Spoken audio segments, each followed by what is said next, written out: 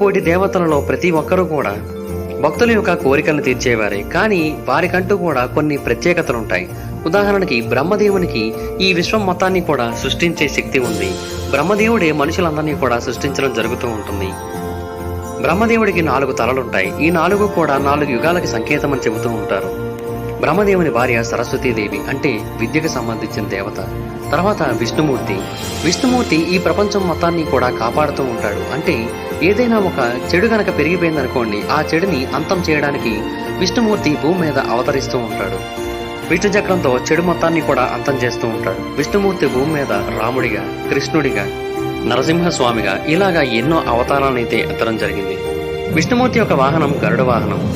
గరుడ పురాణం అనేది కూడా ఎంతో గొప్పది.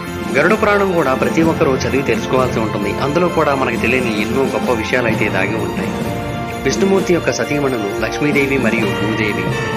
తర్వాత పరమశివుడు, లయకారుడు, రుద్రుడు, త్రినేత్రుడు. ప్రతిసారి కూడా కాలం అనేది ముగిసిన తర్వాత, అంటే 4 యుగాలు ముగిసిన తర్వాత ఈ విశ్వం మొత్తాన్ని కూడా నాశనం చేసి మళ్లీ భూమిని పునఃసృష్టించేది ఈ లయకారుడే. శివుని యొక్క త్రినేత్రం అనేది ఎప్పుడూ కూడా మూసుకునే ఉంటుంది.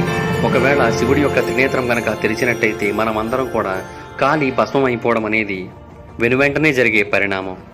శివుని యొక్క సతీమణులు పార్వతీదేవి మరియు సతీదేవి.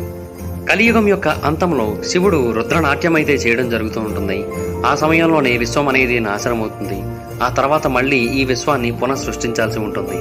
హిందూయిజంలో మనకి అవతారాల గురించి ఎక్కువగా ప్రస్తావన అయితే కనిపిస్తూ ఉంటుంది. అంటే ఎప్పుడైతే ధర్మం అనేది గాడి తప్పుతుందో, ఎవరైనా చెడు వ్యక్తి మొత్తం ప్రపంచాన్ని శాసిస్తున్నట్టయితే, లేదంటే చాలా మంది ఇబ్బంది పెడుతున్నట్టయితే, అప్పుడు ఆ చెడు వ్యక్తిని, ఆ చెడుని అంతం చేయడానికి భగవంతుడు ఒక అవతారం రూపంలో భూమి మీదకి వస్తారు.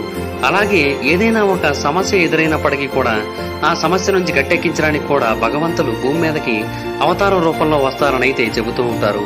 అండ్ ఆ అవతారం అనేది పూర్తయిపోయిన తర్వాత మళ్ళీ తిరిగి వాళ్ళ లోకాన్ని చేరుకుంటారని అయితే చెబుతూ ఉంటారు. ఉదాహరణకి భూమి ఒకసారి మునిగిపోయినప్పుడు విష్ణుమూర్తి వరాహ అవతారంలో వచ్చి సముద్రంలో మునిగిపోతున్న భూమిని బయటికి తీయడం జరిగింది.